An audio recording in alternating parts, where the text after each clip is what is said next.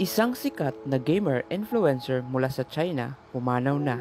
Kanyang malalim na dahilan sa maagang pamamaalam, tutukan.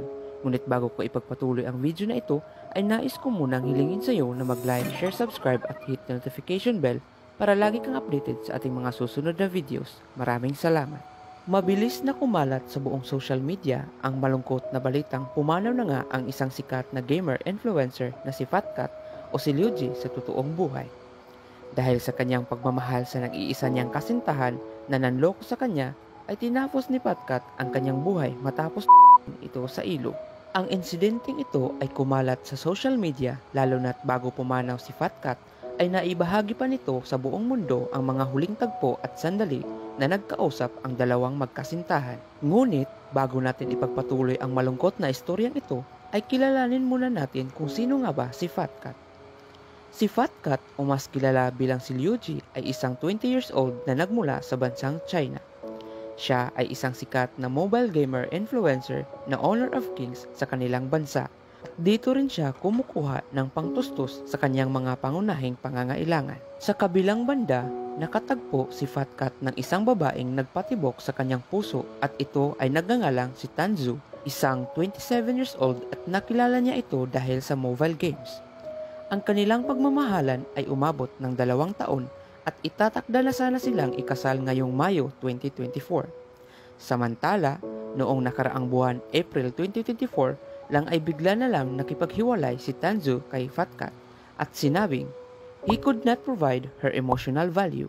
Ang malungkot na balitang ito ay hindi matanggap ni Fatcat at nagmamakaawang makipagbalikan at huwag siyang hiwalayan nito. Kaya pinuntahan agad ni Fatcat si Tanzu ngunit ayaw na talaga ng babae. Sa videong kumakalat sa social media ay talaga namang bumuhos ang luha ni Fatcat habang kausap nito ang kanyang girlfriend na si Tanzu.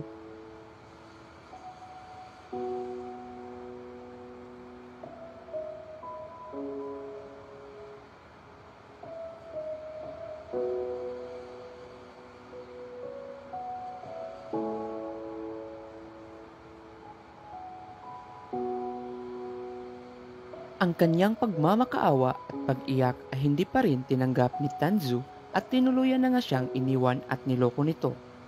Dahil sa hindi matanggap ni Fatcat ang nangyari, ay bigla na lang niyang tinapos ang kanyang buhay matapos sa Yangtze River Bridge. Ngunit kahit na hiniwalayan siya ni Tanzu, ay nagawa pa rin niyang bigyan ang kasintahan ng pera at i-transfer sa account ng babae bago siya pumanaw. Matapos ang insidenteng iyon ay marami ang naluha at nalungkot sa pagpanaw ni Fatcat.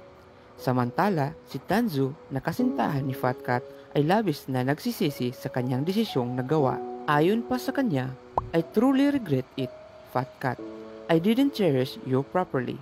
Now, I just want to make amends. Can you come back? I'm truly sorry for disappointing you. Ito na lang ang nasabi ni Tanzu, ngunit sabi ng mga netizen ay huli na ang lahat at hindi na maibabalik ang buhay ni Fatcat.